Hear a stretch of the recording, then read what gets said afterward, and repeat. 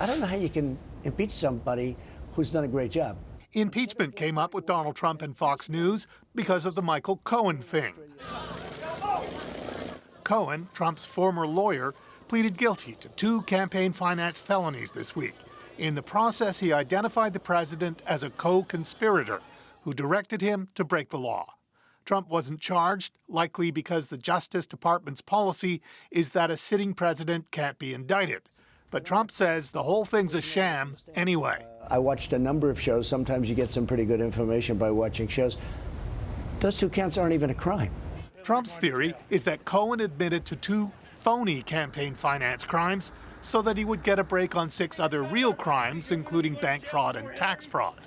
And they put the 2 counts of campaign violations in there, but a lot of lawyers on television, and also lawyers at IFC, that they're not even crimes. Then why would he use that information for a plea deal? Because he makes a better deal when he uses me.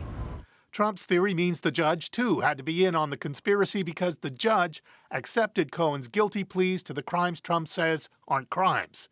It's a shaky theory, but at the heart of it all, says Trump, is a common law enforcement practice. It's called flipping, and it almost ought to be illegal.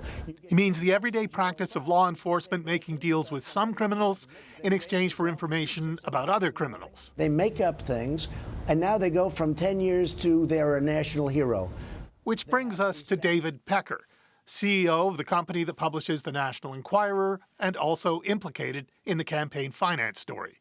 At about the time that Trump was telling Fox flipping should be illegal, Pecker was flipping on him. He's been granted immunity in exchange for giving information to the feds about Cohen and about Trump. Keith Bogue, CBC News, Washington.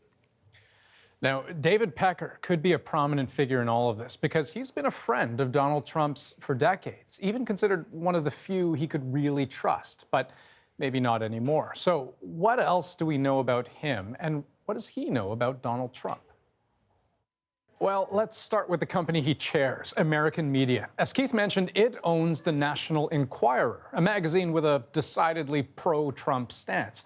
What's more, according to the Wall Street Journal, Pecker knew all about Michael Cohen's payment to former porn star Stormy Daniels, $130,000 in hush money to ultimately buy and squash her story about having an affair with Trump. And Pecker's company also reportedly paid $150,000 to Karen McDougal, a former Playboy playmate, in order to catch and kill her story. Pecker also, by the way, has a Canadian connection. He's on the board of Toronto-based Post Media, the largest newspaper company in the country.